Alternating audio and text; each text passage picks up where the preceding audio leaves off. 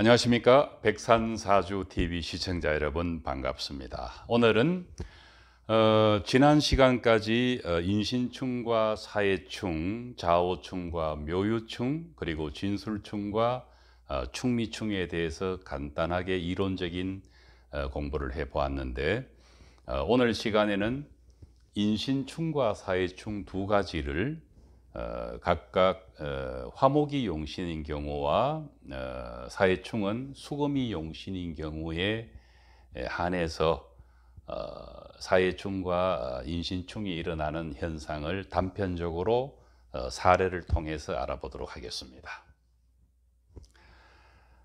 이 명조는 여자분의 명조입니다. 두 분 다 여자분의 명조인데, 쥐널의 병화가 아주 의지할 곳이 든든치가 않아 보입니다.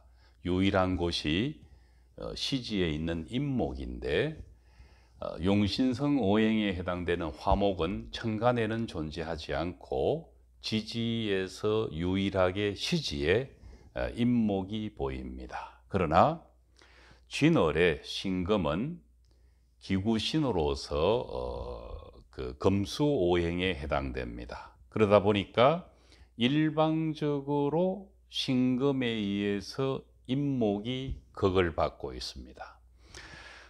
그렇지 않아도 태약한 사주인데 있는 임목마저 충을 받아버림으로 인해서 중화와는 거리가 멀어지게 되어버렸습니다. 그래서 사주를 지배하고 있는 글자는 금수 오행에 해당되는 경금 편제와 신금 정제, 그리고 임수 편관이 금수 상생을 해서 사주를 지배하고 있습니다. 또 이 병화는 신금에게 합거를 당하고 있는 분위기입니다. 만약에 이런 분위기의 사주가 대운이 좋아서 천간에서 갑을병정을 만나면 좋겠다 싶겠지만은, 안타깝게도 갑을병정 어떤 오행이 오더라도 원국에 있는 경금과 임수와 신금으로부터 배척을 당해버립니다. 또 지지에는 지지 화목 오행인 임묘 사오미 술토가 오면은 좋은데, 사주 지지의 원국에서 대운이나 세운에서 들어오는 임묘 사오미 술토와 호응을 해줄 수 있는 글자가 있어야만 하는데, 이 명조에서는 임목이 그 역할을 해야 하지만은 신금으로부터 충을 받는 바람에 그것도 여의치가 않습니다. 그래서 이분은 건강으로 많은 고생을 하고 계시는 분입니다. 안 아픈 데가 없는 정도입니다. 그래서 건강상에 많은 어려움을 겪고 있는데, 그 원인이 바로 용신성 오행이 하나밖에 없는데 충을 받고 있기 때문에 일어나는 현상입니다. 아래에는 참고로 이분의 배우자인 남편의 사주를 적어 보았습니다.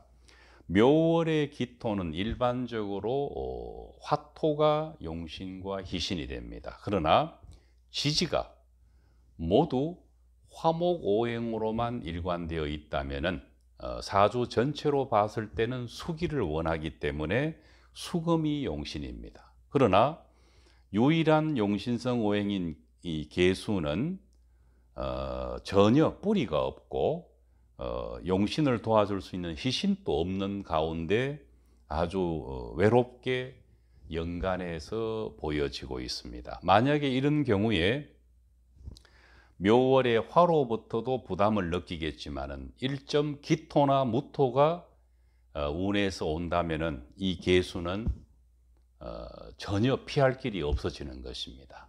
그래서 기토사주의 이 계수는 처에 해당됩니다. 물론 이런 상황에 있다면은 이 남편분의 건강이나 사업 등등 모든 것이 곤란을 겪을 수 있겠지만은, 이 사주에서 처성이 고립무원에 있다는 것을 확인하고 공부해 보고자 적어 보았던 것입니다.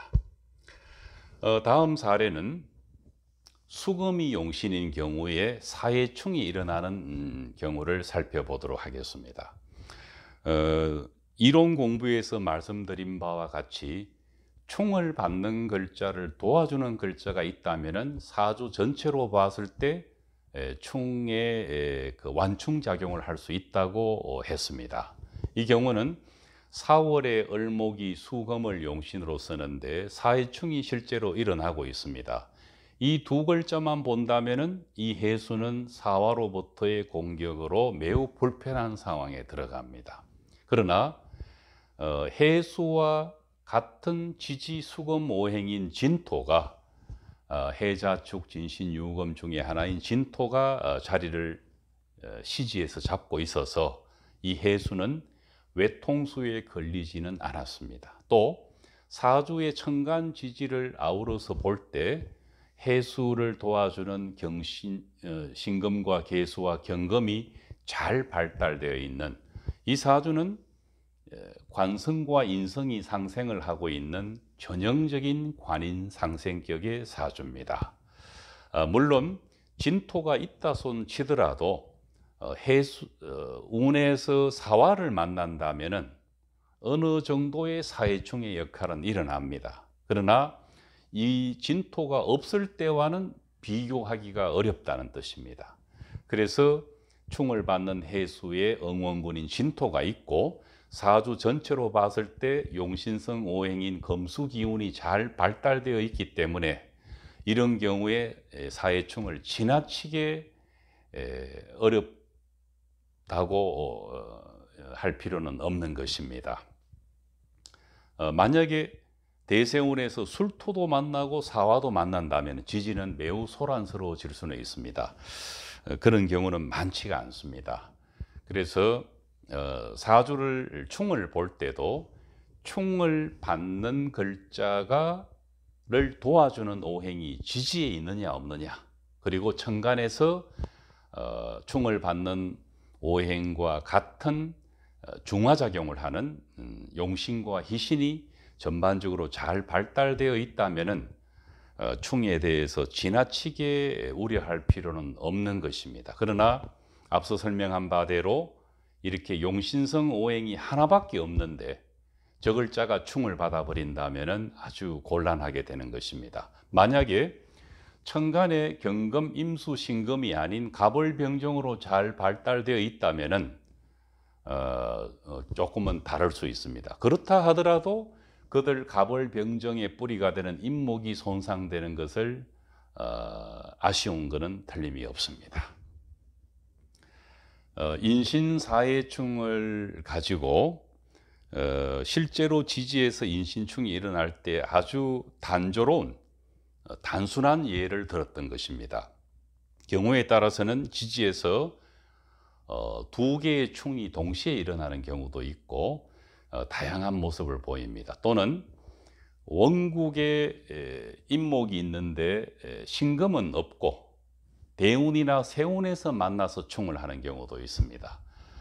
이렇게 사주 원국에서 뚜렷하게 충을 하고 있는 경우를 원국의 암시라고 표현할 수가 있습니다. 좋은 것이든 나쁜 것이든 원국에 암시가 있다면은 나쁜 것은 더 나빠질 수 있는 확실한 근거가 되고, 또 좋은 것은 더 좋아질 수 있는 확실한 근거가 되기도 합니다. 다음 시간에 뵙겠습니다.